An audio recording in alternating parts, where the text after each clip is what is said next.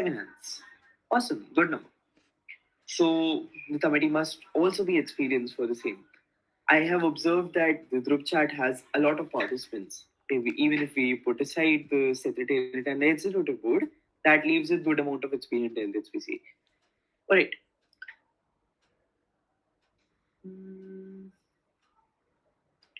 All right, I'll take some questions by the time the panel members join. Does anyone want to ask something in general before we start? Yes, I want to ask something. Sure. Is there any way that we can know if the chits will be averaged or absolute, like marking wise? Depends on the day of the conference. If I receive a lot of bad chits, I would probably do absolute. If I receive good chits, I'll average them. And will there be working papers accepted? Like what documents will be there? Look, you are in the UNCSW, right? That is the United Nations Commission for Status of Women.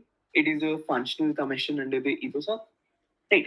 So at the end of the day, CSW is mandated to submit working papers to the EPOSOC. So rightfully should be made. But at the end of the day, we are in an academic conference. We look forward to see what the delegates want. Right. So we'll be looking at the standing of the committee at the end of day 1 and day 2 within. And on the basis of that, the executive board decides which documentation shall be pursued in the committee. We probably will not have a DR for the end of the day. This is a CSW. CSW doesn't really make a DR. So you probably will see a working paper or a press release, or we will not have a end documentation at all, right? Because CSW most times spends the time on deliberation as well. But we'll try to ensure that some form of documentation is informed to you. So don't worry about it. Any other questions we have? I just wanted to ask, the day of the conference, will we be following the rules and procedure given by the UNA USA, or will there be like certain, changes to the rules and the ROPs? Look, in general, always refer to the UNA USA procedures. They are the thing that every executive board uses. However, again, every committee has its own standing and its own matters that it needs to cater to, right? So executive board might change a little procedures as per we feel, but at the end of the day, we'll try to stick to the procedures that are written in the UNUS. Okay. Thank you. No way. We have the chairperson here. No. Yeah. All right. We'll be. All right. I'll start the session. Secretariat have most of the people join. We have 25 members currently in the meeting, and Kushal will be joining us in another 10 minutes. Another 10 minutes. All right. Give me a second. Maybe we can start the session by 7:15 or so and wait for more delegates to join. Sure, makes sense.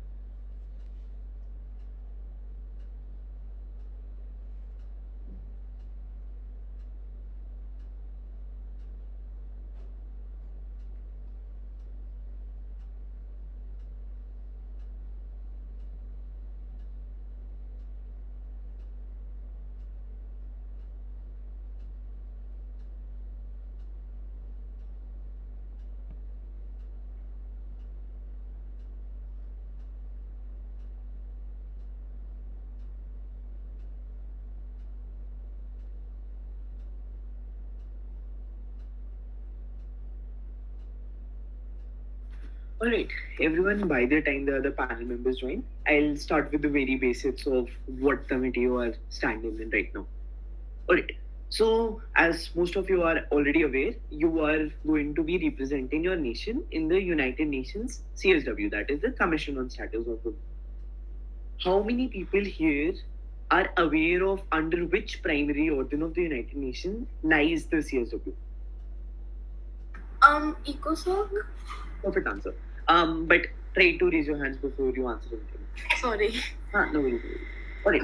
So the UN system has been established to have 6 primary organs in it. Right? The first primary organ is the General Assembly, the most famous one, the Security Council, the most weird one, then the ECOSOC, usually referred to as the one that handles the economy, kind of correct. Then the UN Secretariat, as well as the International Court of Justice and the now dissolved Trusteeship Council.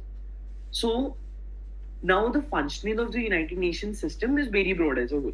There is a requirement of many things to occur at once. So when the UN Charter was being formed by the founding members of the United Nations many years back, what they thought about was that these primary organs of the United Nations need to have the power to create sub-organs beneath them. So a lot of us here are students right now. So I'll give you a very simple example. You have seen division of labor in our body as well, where tissues show division of labor in multiple cells, right? They divide the work that is to be done by the entire system as a whole. Same way, UN also has the power to divide the work equally. First, the entire work of United Nations is divided into 6 primary organs, and the primary organs have the authority to divide the work even further. Awesome. So this was back many years ago in 1946, right? When the ECOSOC, that is the Economic and Social Council of the United Nations, decided to establish a functional commission. How many of you are aware how a commission is formed? Raise your hand if you're aware. I'll wait 2, 3, 1, 2, and 3. No answers. No worries. So, in order to form a commission, what the yeah, Shweta, want to say something? No worries. All right. In order to form a commission, that was the United Nations Commission on Status of Women. What the ECOSOC did, ECOSOC passed a document known as a resolution. This, when taken into account all the resolutions that were here and there, came to be known as the Resolution 11 sub 2. That is 11 bracket 2 in the brackets. All right. So this occurred in June of 1946, and ever since then, the CSW has been created and working under the ECOSOC in order to do the very same. Now, what are you supposed to do here is outlined in the mandate of the CSW. How many of you are aware of what the mandate of CSW is? Anyone aware? Can you repeat again? How many of you are aware what the CSW is mandated to do? See none? Alright. The CSW, as the name probably suggests, is dedicated to promotion of gender equality. Right? Basically this, right. Who's raising your hand? Darwin, yeah.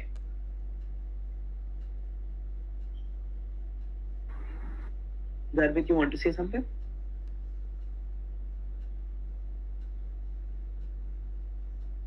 Alright. Where was I? Right.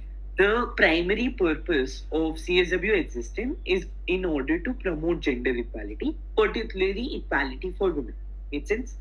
Now, how many of you are aware about the biggest declaration we have in the international system, that is the UDHR? Universal Declaration of Human Rights. How many of you have heard about it? I saw that there were only about 6 or 7 first time. So I expect that many people might be knowing. Still not. Alright. The UDHR is, yeah, Darpit, you may do it. Yeah, so my mic was not opening at that time. Sorry. UDHR is adopted by United Nations. When United Nations was formed, United Nations formed after that 3 years, when its General Assembly was going on in December 1948. At that time, it was a foundational document. Official document, which was mainly concentrated to outline the fundamental human rights. Awesome. So, what does the UDHR do? The UDHR basically lays down the fundamental rights we have granted. Right? The fact is, most countries do not follow UDHR. But the reason I brought up UDHR right now is to tell you a very interesting fact. As Darwin told us right now, the UDHR came into publication in December of 1948. That was after 3 years. And the CSW was formed in 1946. Now, if any one of you ever open the UDHR, you will realize that there is nothing known as man does this, man does that. Right? How many of you are above 9th grade in this meeting? Anyone above grade 9? Many people, I presume. Awesome. You can lower your hands. In 9th grade history, there was a chapter known as Rights, the French Revolution. The French Revolution had a very important document that laid down the first fundamental rights that were granted in the international system. That was the Declaration of Rights of Man.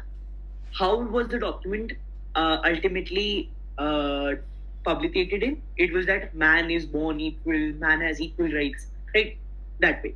But when the CSW was formed in 1946, one of the first things the CSW did was to ensure that this was not the case in the UDHR. That is why the UDHR currently has its text written that everyone is born equal instead of saying every man is born equal. That was a big change that was brought in the sphere of gender equality when the CSW was formed. Now, getting back to what does the CSW do? The CSW, as I said, is dedicated to promotion of gender equality. There was a requirement to change the lives that women and girls were living, right? And in order to change the lives they were living and bring gender equality and empower women, this was specially required to set up the UN CSW. Are all of you clear with what does CSW do? Any doubts with respect to what CSW is? Where does CSW derive power from? No doubts. Awesome. Great. Now, all of you are aware about how a constitution can be amended. A constitution is a living document. It changes according to the needs of a country. Similarly, the UN CSW also is changing as per the current scenarios. Now, I would like to tell you about something that is very similar to amendments. Amendments are something that are done in order to provide addition to a written document. Is the CSW a written document? It is not a written document. That is where a large part of this difference prevails. How will you bring more power to a committee or commission that has been established under the UN system? That is through the very same document that was used to establish the very same thing. How many of you remember how the Ethosauth established the CSW? I told at the start of the discussion. How did this Ethosauth establish the Commission on Status of Women? Any of you remember? No response. Alright, Ethosauth passed a resolution in 1946 in order to form the CSW. Similarly, in 1996, Ethosauth passed another resolution that was 1996/6. You can Google it. I'll send it in the chat as well, which further mandated the CSW to look upon a lot of things. The resolution was very comprehensive in nature because Ethosauth wanted to ensure that CSW has more to do instead of only caring for gender equality.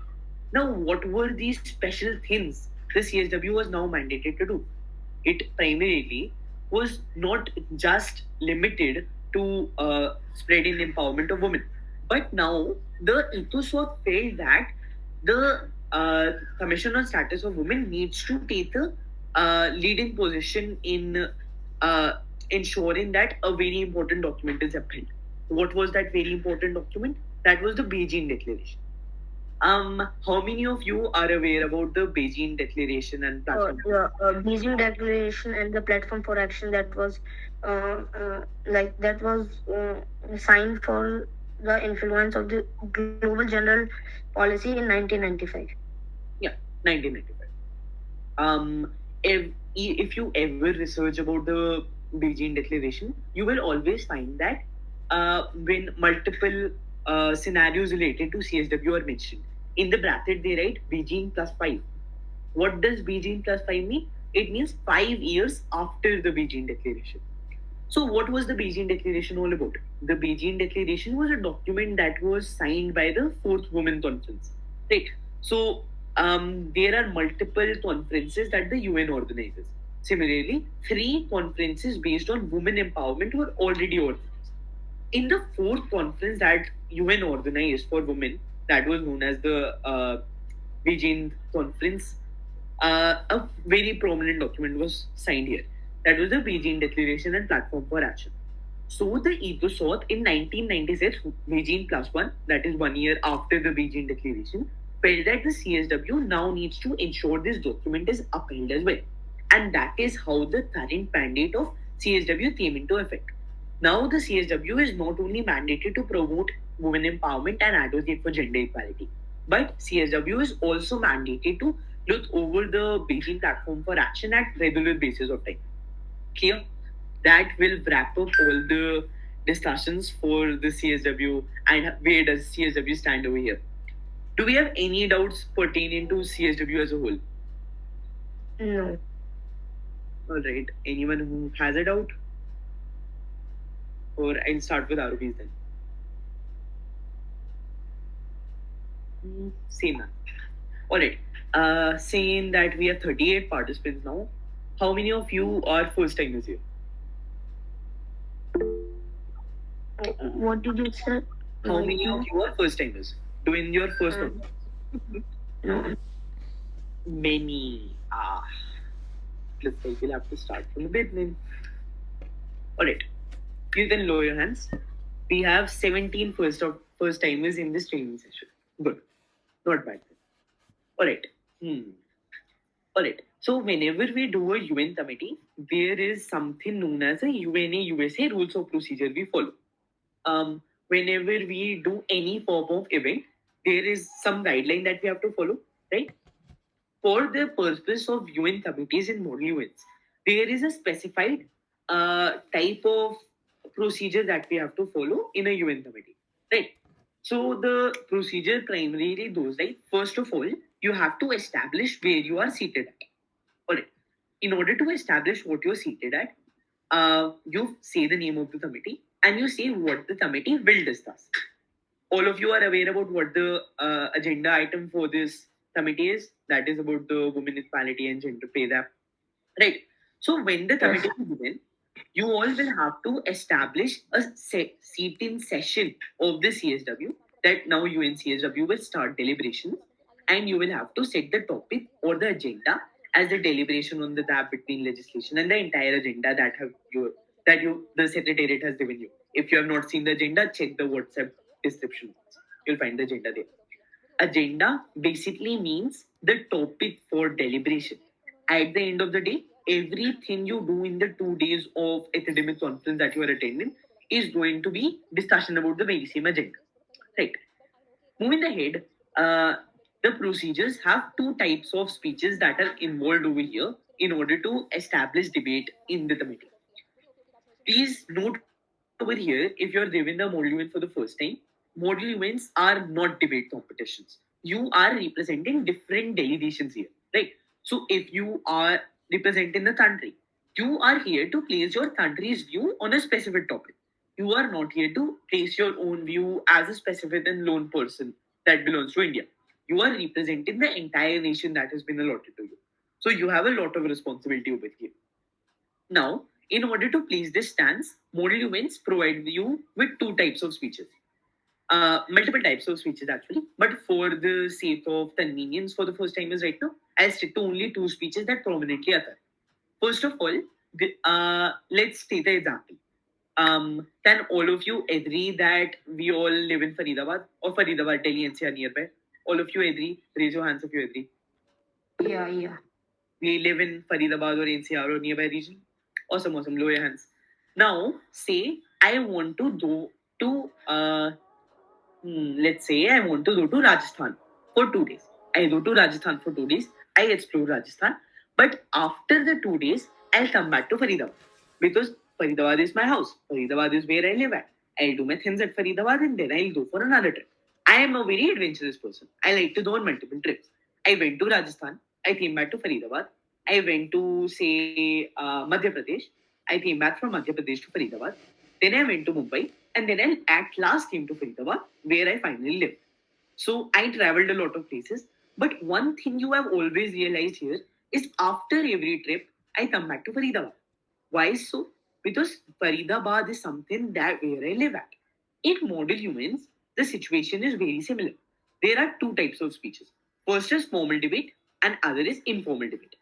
You can continue with formal debate, but in middle of the formal debate, you have the right to go into informal debate.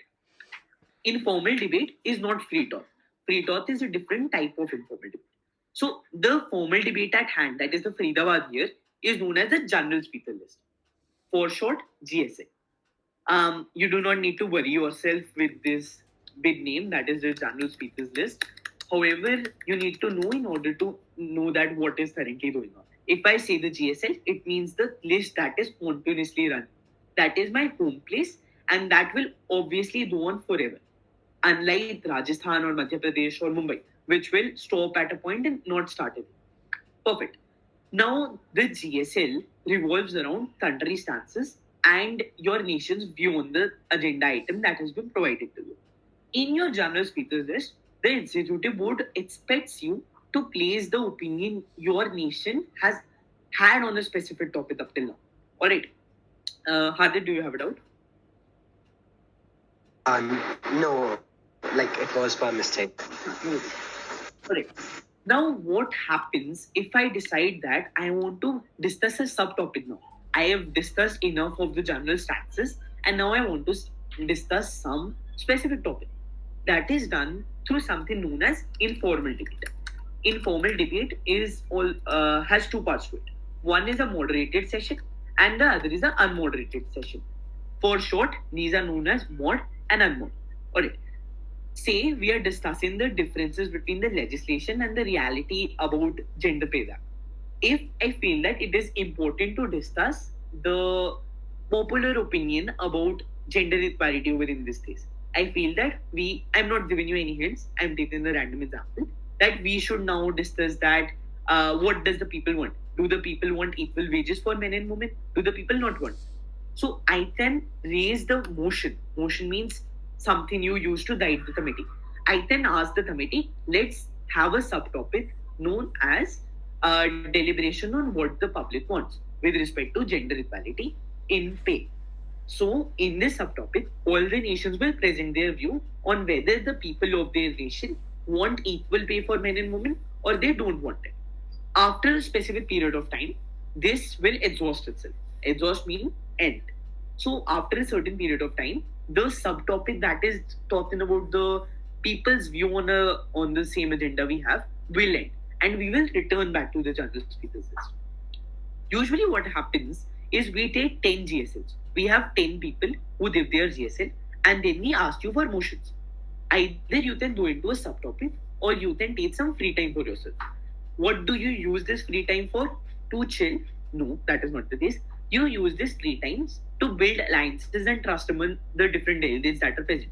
You informally talk to each other. In the GSL and in the mode, you are usually not allowed to stand up and speak loudly in front of the committee. But if you move into a unmoderated process, that is called, that is a form of informal debate, you will have the right to talk amongst yourselves. You will be able to talk with a certain person if you want to. You will be able to get up from your seats. You will be able to lobby, basically. Lobby is a hi-fi MUN term used to refer to deliberations that occur in the committee when the executive board is not moderated. So I will not stop you in a unmod to talk to different delegates, form some document if you feel so, and all. However, in a moderated process and a general speakers list, I will always moderate you and ensure that proper decorum is maintained. Courtesy should be present in the unmod. If you are a delegate and you are talking to a delegate, maintain formal respect. You are two people that are representing countries. Do not ever forget this. And never lose your marks on decorum. Alright? Awesome. I'll be taking doubts now for GSL mode or unmod. If you are a first timer, feel free to ask. how do you do this, why do you do this, what is the point of this, how to do this, can this be this? If you have any doubt, please raise your hand.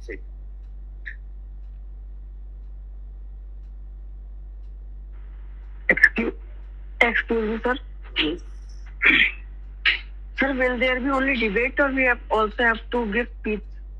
Alright, there is nothing known as a debate in a MUN, especially for the CSW. So you will be given speeches only at the end of the day. Make sense?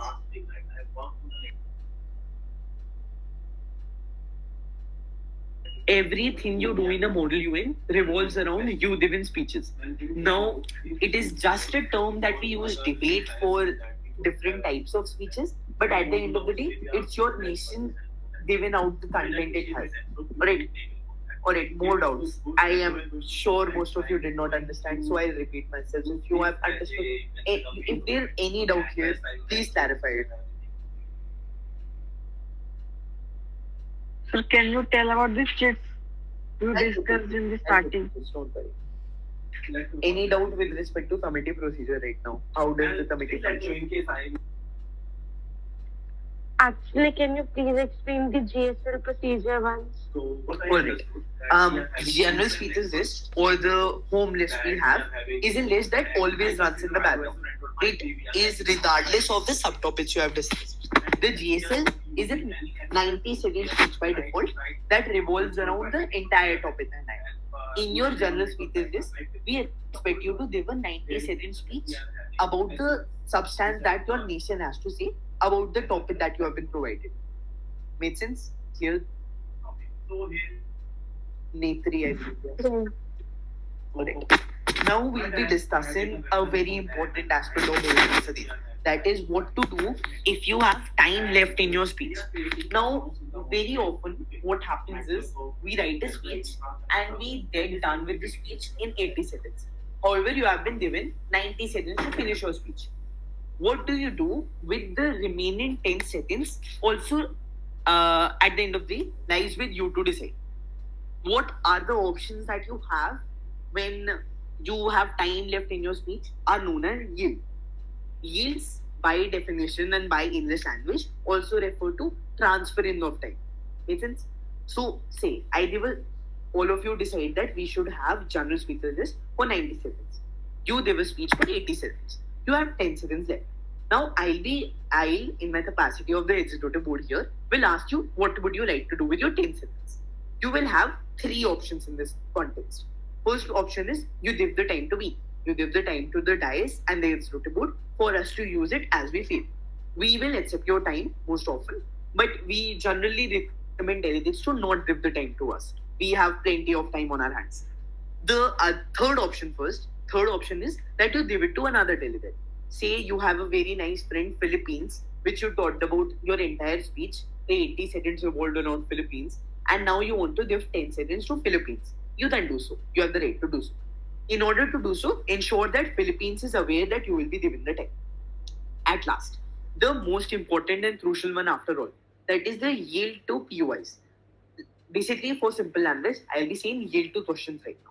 If you want to have questions on your speech, you want people to ask questions to you on the substance that you provided in 80 seconds, you say, I will give my time for questions. That is yield to POIs.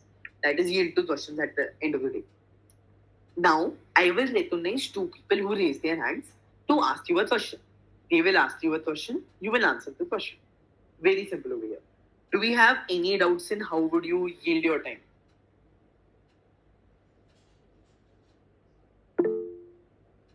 Yes, Adit. Could you please explain the last thing, like the time for the questions? Right. When you have about 10 seconds left and you want delegates to ask you questions, you then basically tell me that you would like to open the floor for questions or you yield the time for POIs. POI is just a fancy term for question used in MUNs. When you say that you would like to give your 10 seconds to POIs, I would ask which people want to ask POIs to the delegate that you are. They will raise their hands. I will choose 2 people at random to ask you a question. They'll ask you a question, you'll answer. Yeah? All right. Yeah. More doubts on yields? Yes. Good.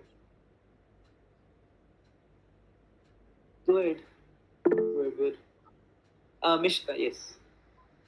I have a question that we said we can give our last 10 seconds to someone else. How do we exactly do that and why do we do that? Alright. First, I'll answer why. Why? Answer very simple. Never do it. It is never suggested to give your time to someone else. Because why would you give 10 seconds of the time you can use for your own marks to someone else? But again, you have the option to do so. If you want to do so, first of all, get permission from that person that I'll be giving you the time, you'll take it. Now, you'll take the time that I'll give you. Get it ready and known to them that they will be receiving the time from you. If they say yes, yes, give me the time, then you can say to me that I would like to yield my time to the delegate of XYZ you choose. Cool. Answer it. Divyanshi. Sir, in my last session, it was like someone gave me time. So, sir, that moment we have to just stand and start speaking our speech.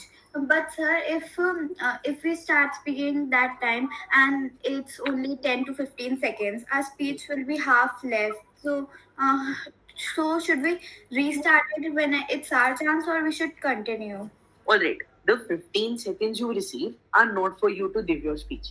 The 15 seconds you receive are to provide more substance on the speech the person before you gave. Say the person before you was talking about a mechanism or a method to deal with gender pay gap. If you find the mechanism is very nice, your country agrees to the mechanism, then in the 15 seconds, you can show your satisfaction for the mechanism that is provided. Say the delegate of United States gave you the time. You are the delegate of China. China agrees to the policy that has been suggested by the United States of America. China believes that this is a nice policy, it should be implemented. This is how you should use your time. The substance you provide in a yield from another delegate should be directly correlated to what the delegate spoke, preferably. Netri.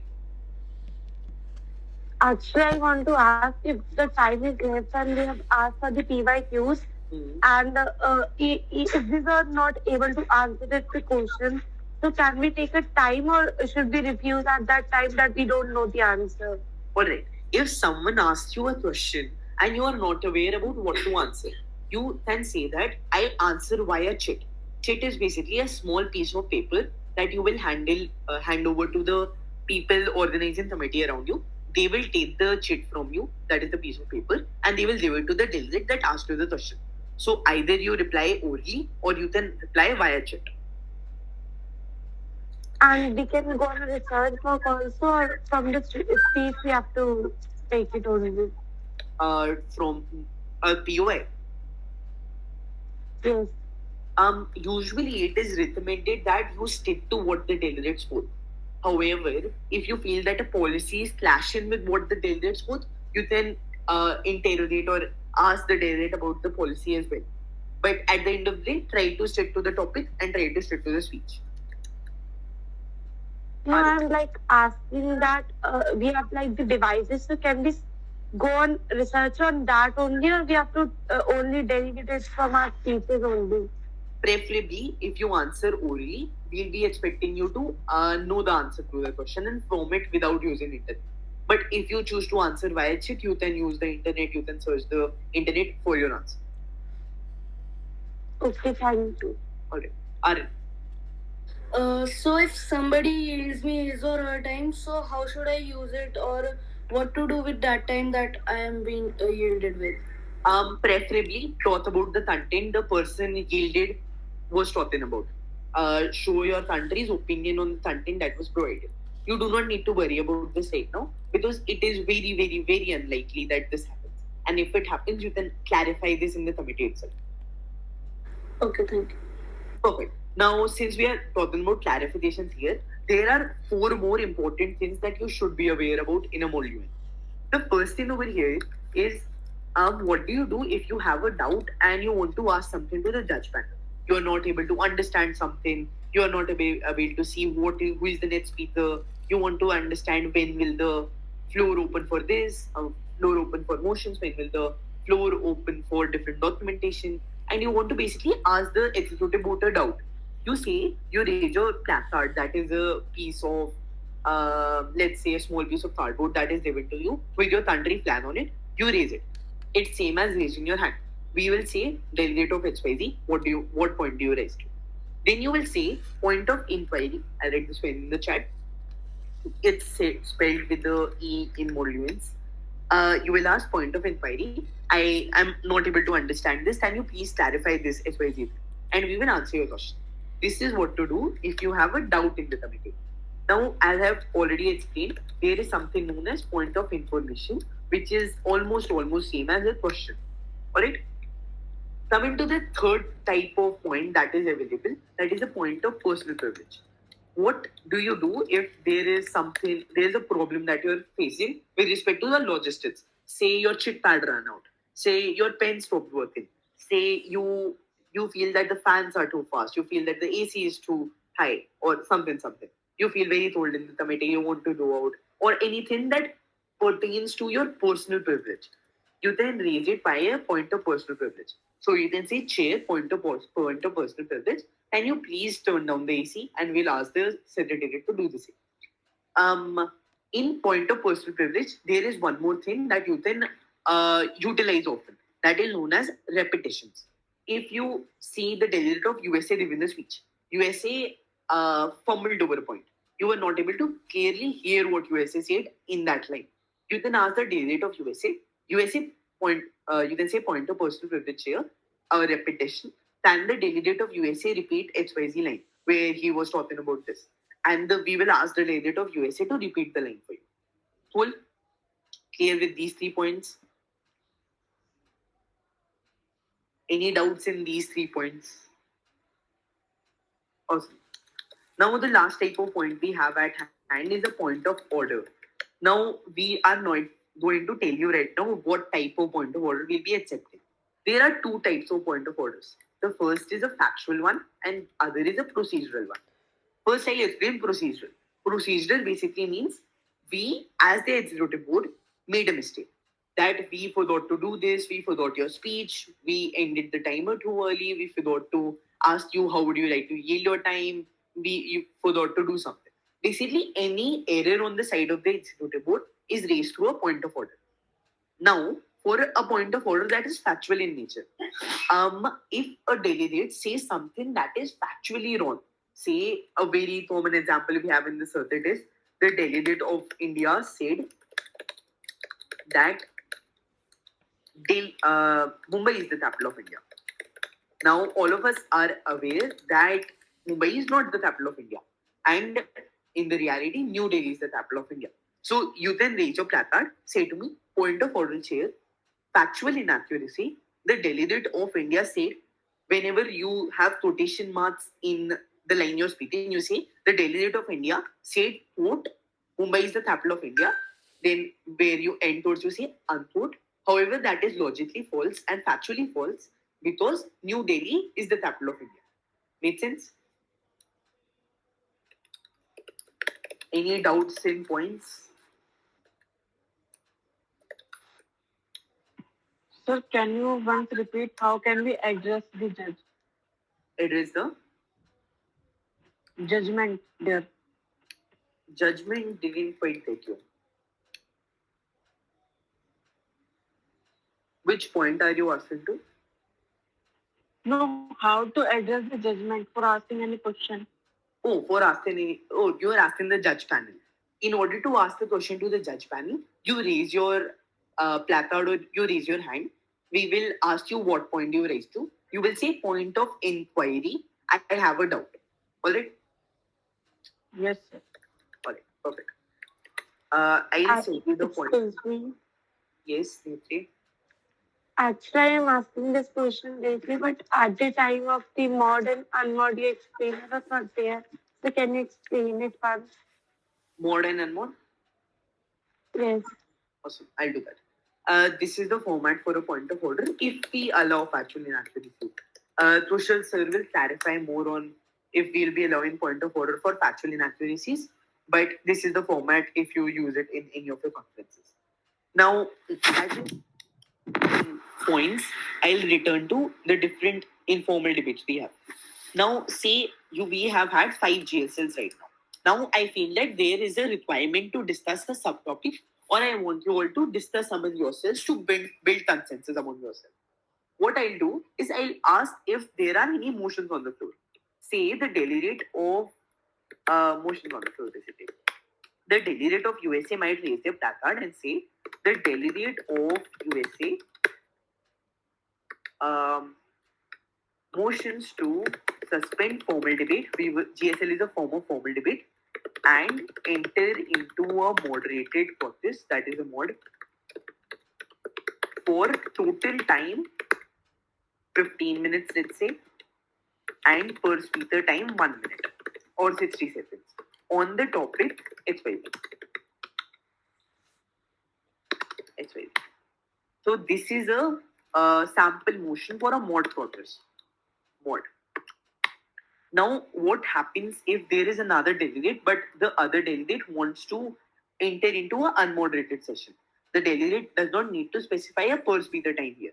So the delegate will say that the delegate of, let's say, People's Republic of China motions to suspend formal debate and enter into an unmoderated process for total time 15 minutes, and that's it.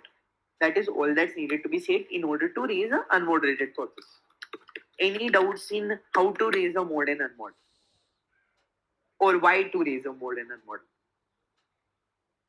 Why to raise a modern? Okay. You raise a moderated process in order to discuss a subtopic. You raise an unmoderated process to build consensus among yourselves. Say that you were unable to decide on which subtopic to discuss. Then you take the unmoderated process and deliberate among yourselves to decide which subtopic should you do. Now, how is it decided that a moderated process goes into effect or does not go into effect? In order to pass any motion that is presented, a mod and unmod are two motions on the floor. In order for that motion to pass, you will need something known as a majority. In normal simple terms, majority will always refer to 50% plus 1. That is 50% of the people in the committee plus 1. So let's say we have 20 people in the committee. That means 50%, 10. That is 50% of 20 plus 1. That is 10 plus 1. So you will require 11 votes for the motion to pass. Makes sense? If you are able to get 11 votes, we will be moving into the motion that you have raised, or the motion you raised will be accepted. See here above, the delegate of USA had motion to move into a moderated process. We voted on the motion and realized that we have 14 votes. Since 14 is greater than 11, the motion raised by the delegation of United States will pass and we will start deliberation on the moderated process. Here, any doubt in simple majority? 50% plus 1 type of majority is known as simple majority because it is simple in nature. Any doubt in how to pass a motion?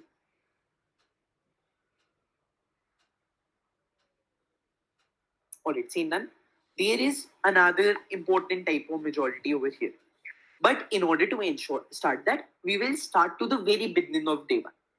Whenever you go to a school, there is a standard thing that happens every day. That is known as attendance, right? Whenever you go to your school, attendance takes place in the homeroom period. After attendance, your actual content of the school day starts. Similarly, in model events as well, there is a concept of attendance. But in attendance of model events is oftenly told as roll call. Now, what is roll call? In when you go to school, you have only one option. Either you can say present or you can say absent, which you probably obviously cannot say because you cannot be absent and say absent, right? But in a model events, there is a two different type of things you can say for your roll call. First is present, just present, and other is present and voted. Awesome. What does present? How does present differ from present and voted? When we talk about present, present means that you have a neutral stand. No, not even neutral stand.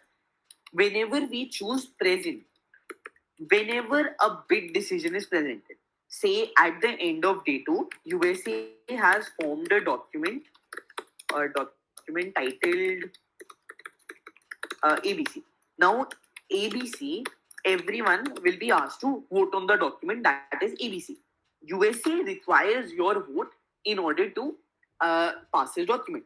Now, there are 3 types of voting you can do under normal Faridabad circuit procedures. First of all, you can say yes. The other is no. You can say no to the document. Otherwise, you can abstain. What does the abstain mean?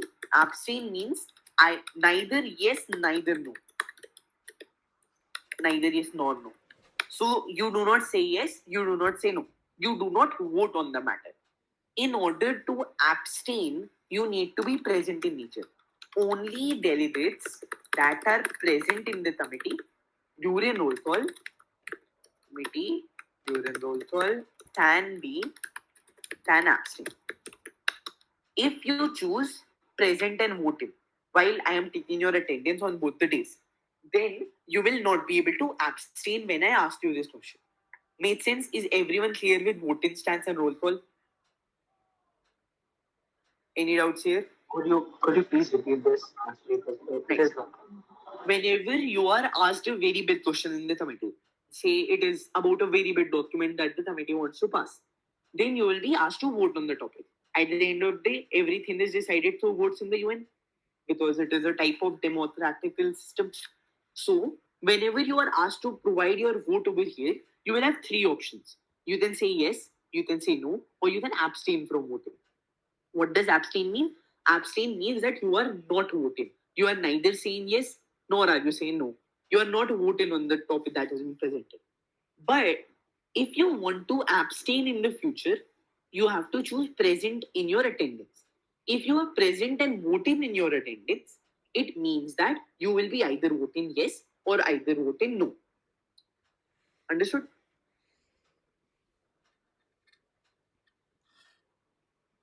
Yes.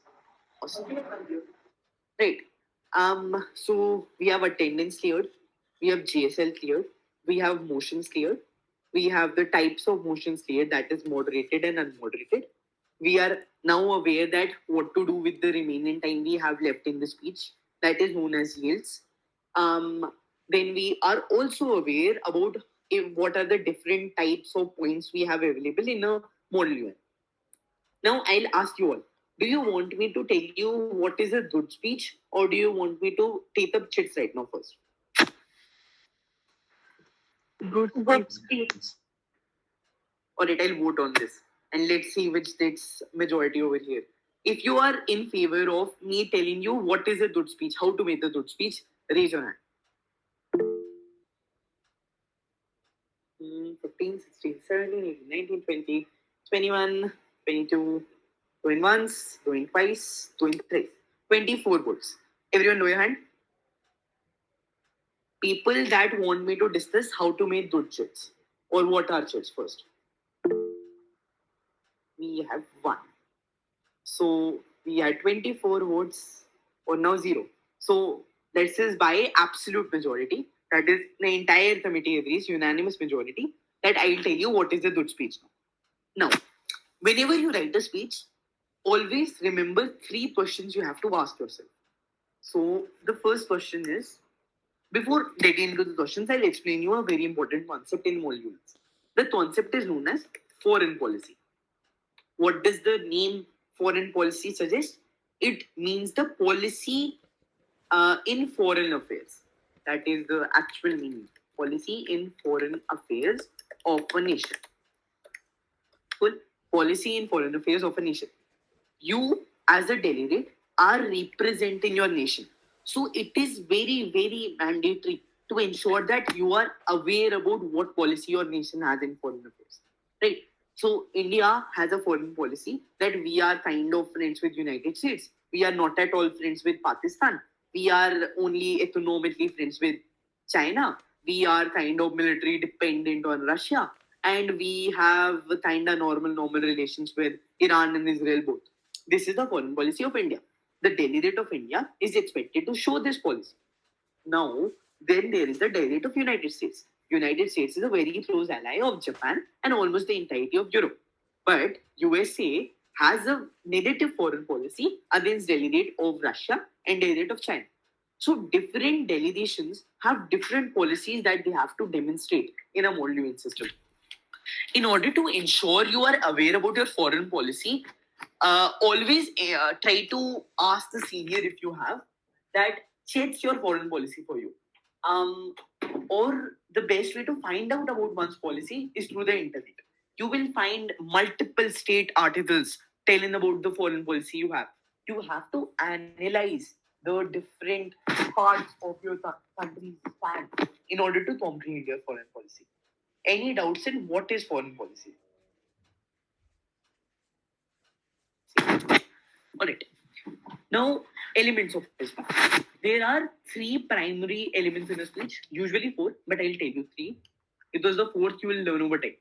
The first is research. What does research mean literally? It means that the amount of content you find over the internet or the substance you bring with yourself to the module. If you are able to find 300 pages of document, that you have 300 pages of research. If you are able to bring only 20 pages of documents, you have 20 pages of research. Now, research is not just measured in number of pages, but amount of substance you have. If you have the country's opinion on almost everything, you have a very nice research. If you are only aware about certain parts of your country policy, that is average research. Awesome. Now, what do you do with research?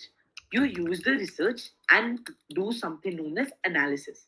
Analysis, if many of you have studied the chapter of quantitative analysis, refers to understanding the research and comprehending data out of it.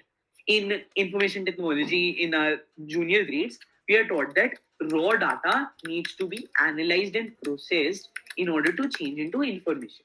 Right? You are not asked to produce the raw data in front of me. I want the information at hand. I will not give you marks for presenting me raw data.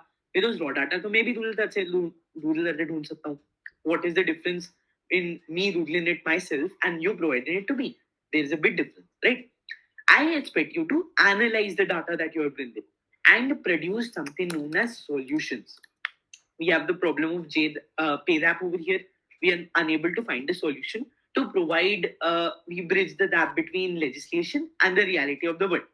I want you to give me a solution. My country, according to this, thinks that this should happen. This is the research. Since my country thinks this, it will also think this when this question is presented to my country. This is analysis.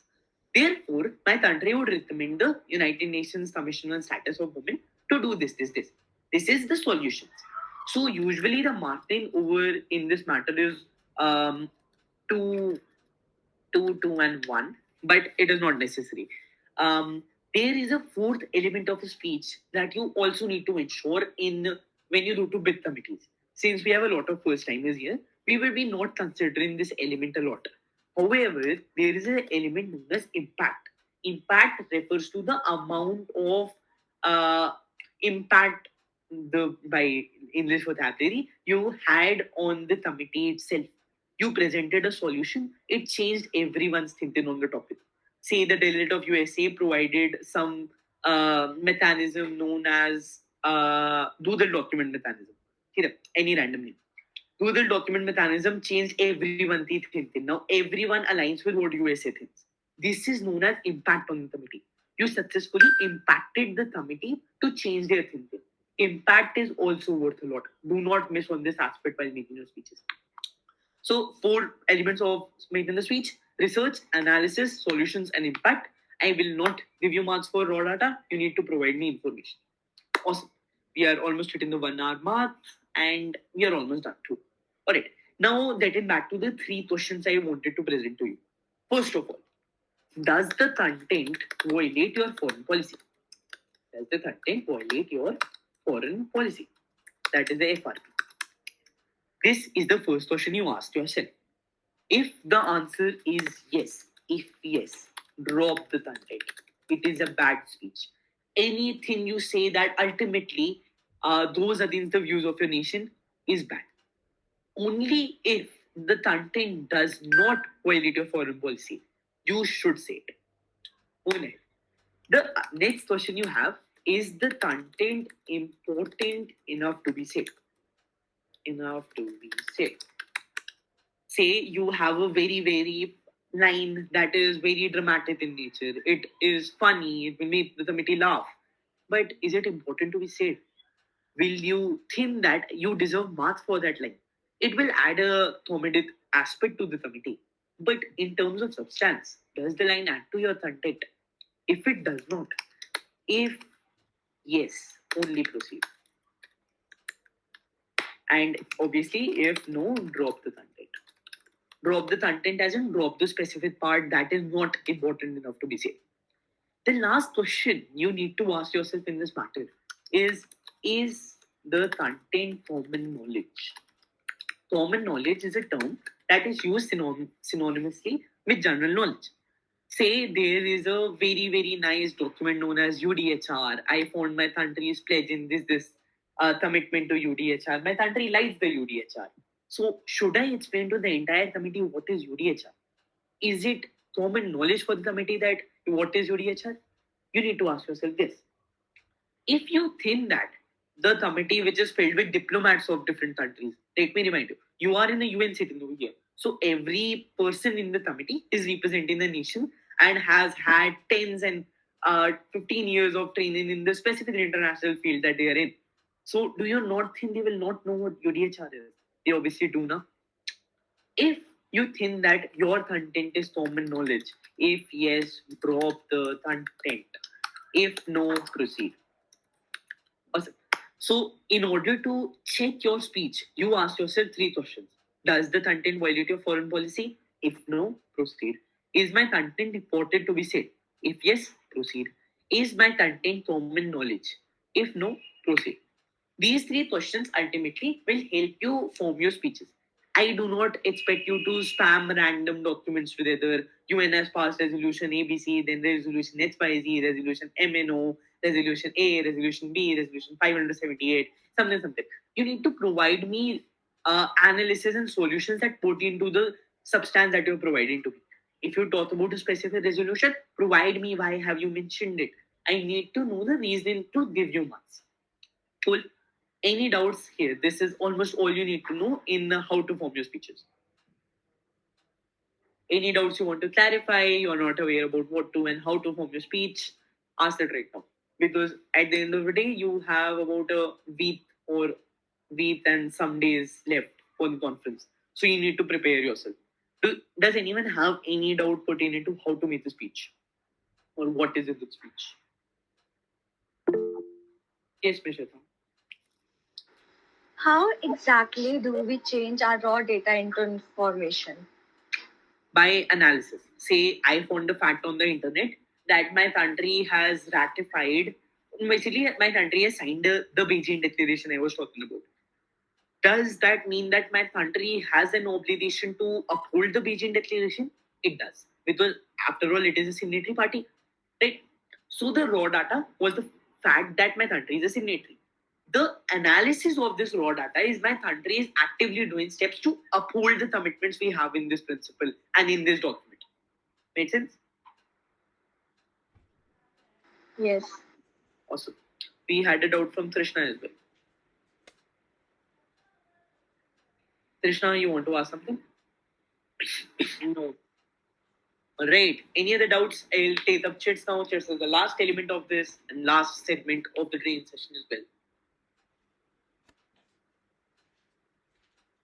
See none. Let's get to the part of the committee that I'll be handling myself. Alright. So as the rapporteur, my primary responsibility in the committee will be to ensure that all of you have your chits marked. Right.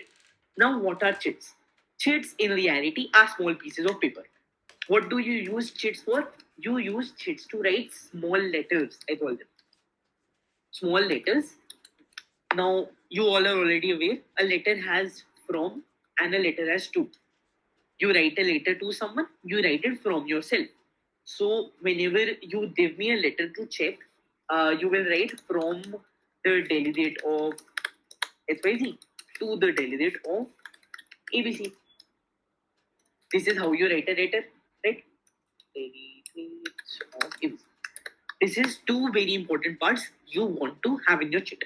Now in bracket you write one more line, that is via executive board. That means that this chit is to be seen by the EB and I want marks on my chit. So in bracket, while writing these 2 things on your small piece of paper, you will also write via EB. via AB basically will signify that you want this check to go across the executive board. You want me to read the check. You want me to give you marks on the check. Alright. Now, what to do with the chit? There are two types of chit that are present in the UN committee. You do not need to remember names. Just I'll tell you names because it will ultimately help you when you do more modules. The first type of chit is a transit chit. Transit chit is often known as a alright. Transit chit basically has two types. Transit has either a PY chit or a del to del chit. There are different executive boards which follow this different, but it very matters. A PY chit is basically a PY asked via chit. And a del to del chit is an informal chit not seen by you. Say, you have a delegate that is sitting 2 rows behind you. You want to tell that delegate that you want to go outside with the delegate to have an important talk. The delegate is not checking their WhatsApp, or you do not have their number. So you can write a del to del chat. Can you please meet me outside right now? I have very important matter to discuss. This is a del to del chat. Or you can write a chat to delegate of XYZ to the delegate of ABC via EB that you in your speech said this is the scenario. However, according to this source, it suggests otherwise. Is your country actually sure about the policy that it was suggesting? So to ask the question, as I explained, POI, what does POI mean? POI means point of information or extraction of information from a speech. This is done through questions. So in a PY chat, you will be asking questions from the other delegate. Any doubts in transit chats?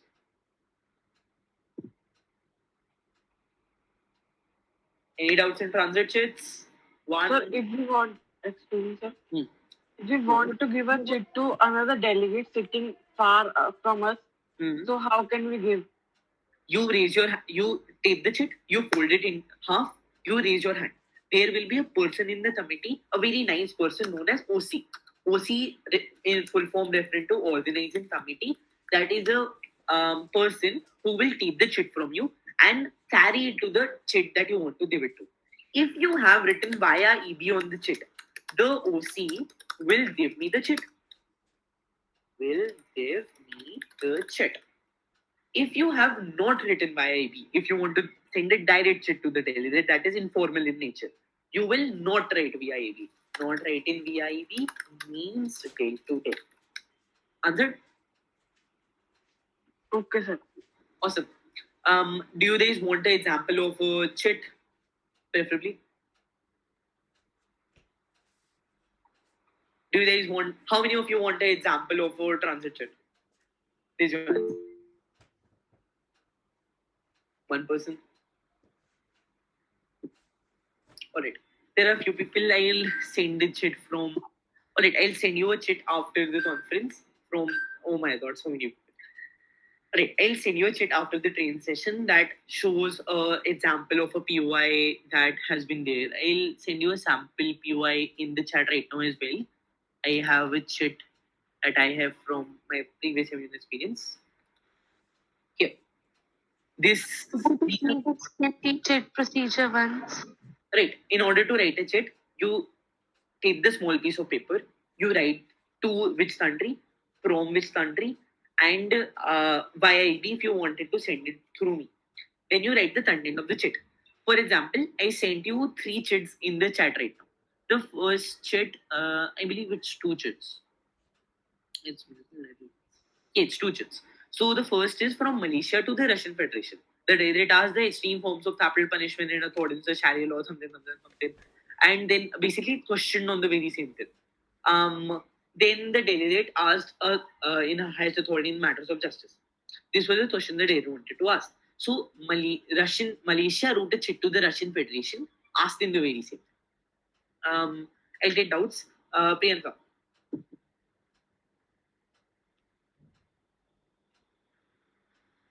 No doubts. It was for the how many of you want examples? A bad example, actually. I'll resend it. Oh, that was because of the meat area that is limited. So this is a chit from the Malaysia to the delegation of Brazil through via ED. Awesome. Moving ahead, there is the second type of chit. It is called a substantive chit. What does a substantive chit seem to you? It means substance. Who do you write a chit, substantive chit to? It is from a delegate to the executive. You provide me substance that has not been mentioned in your speech. If you were talking about this mechanism and you had certain part of your speech left, send it to me via substantive chat. I'll mark the rest of your speech without you having to say it orally.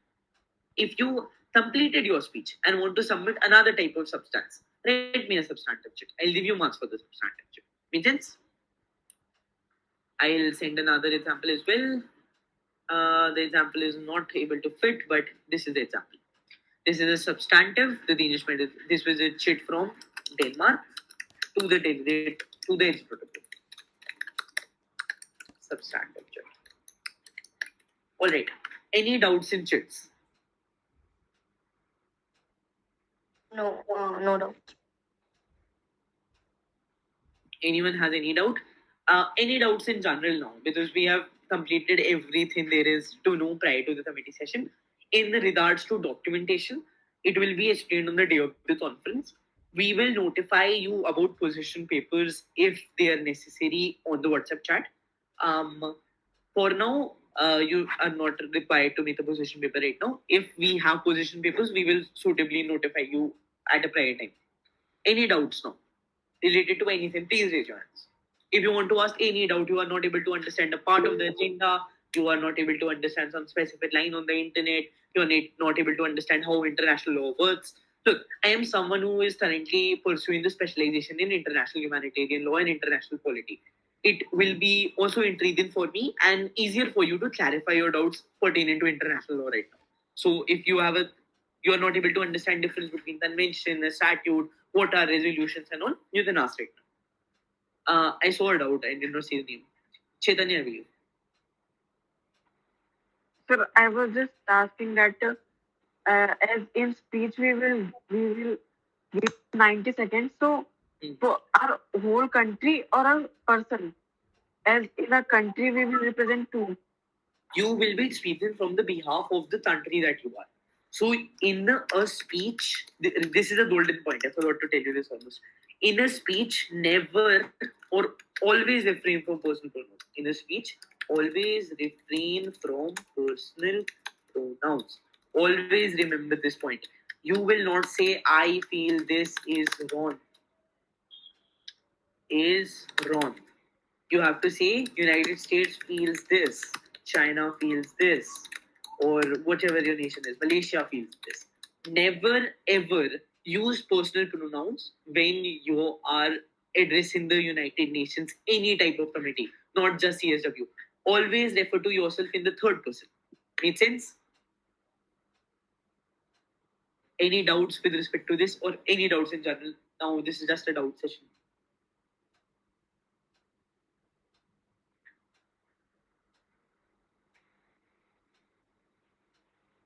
No doubts, guys? No. Give me a second. I'll just ask the secretariat if there's something left.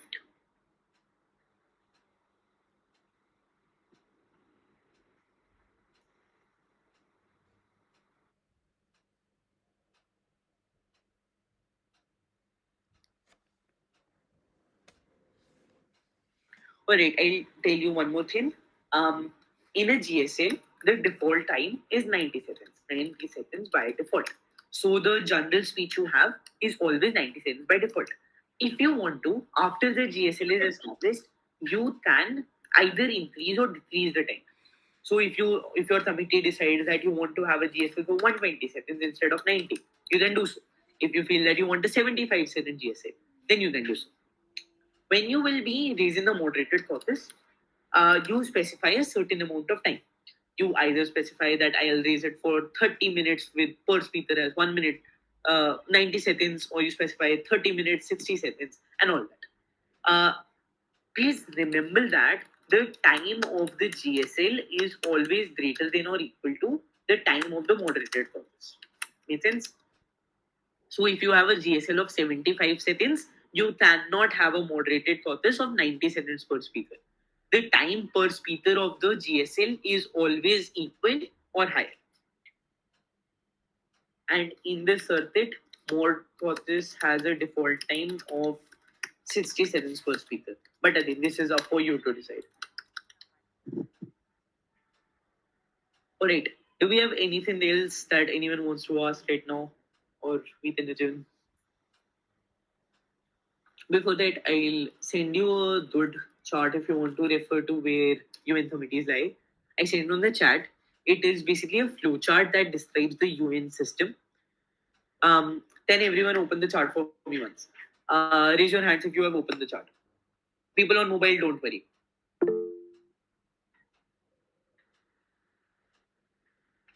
Alright, 10 people have opened the chart. 9, awesome, don't worry. I'll show it on my screen as well. Awesome. You can lower your hands. This is the United Nations system.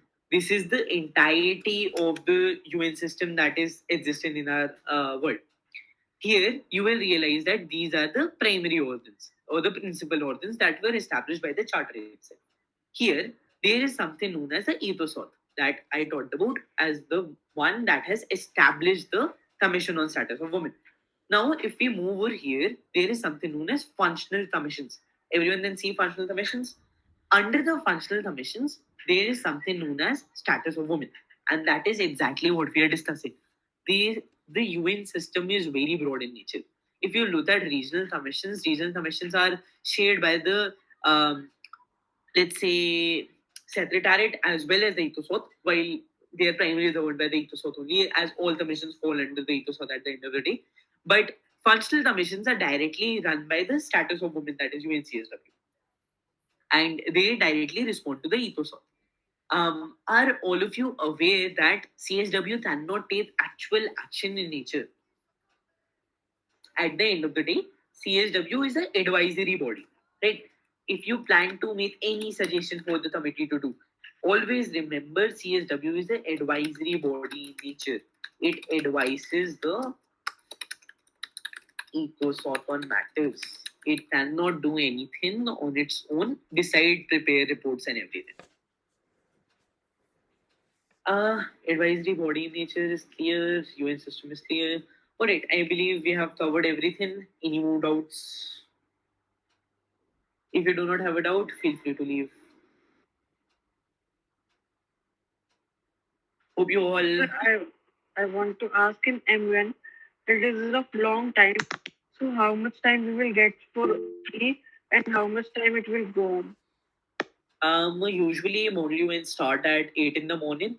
Ceremony usually takes place till 10. Committee sessions start usually by 10 or by 10:30. From 10:30, you can expect yourself to be there till 5 or 6. But again, you will receive the exact timings on the Instagram as well. Path. If the motion passed by a delegate is same as the my motion, so what can I do? You can obviously speak in the motion. Okay, when you raise a motion, you give everyone the chance to add their thing. Once the motion passes, I ask the speakers that are interested to give their speech. If someone raised the same topic as you, that is perfect in nature because you can give your speech and you have your content prepared on the same topic. Cool.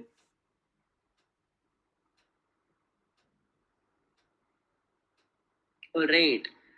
If any of you have any specific doubts, feel free to reach out to me or any specific executive board member. We all are free to help you here. Yes, Tithi. I was removed from the group. Can you please add me? Where were you removed from? From the group UNCSW. Advait. Achha, sure. We'll surely look into that. Awesome. Okay. Right, I'll take doubts. I'll be the last one to leave, and secretary will also be the last one to leave. If you do not have a doubt, if you wish to leave, you can leave. All of you have any doubts?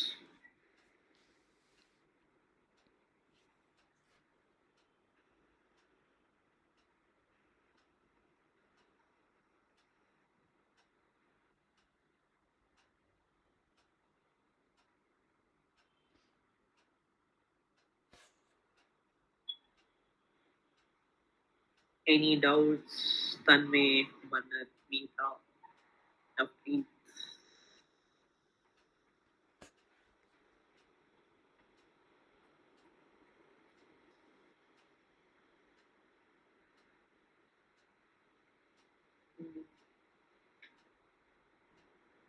The delegates may leave now. I request only Ikshit sir and the secretariat group to stay here. Sure.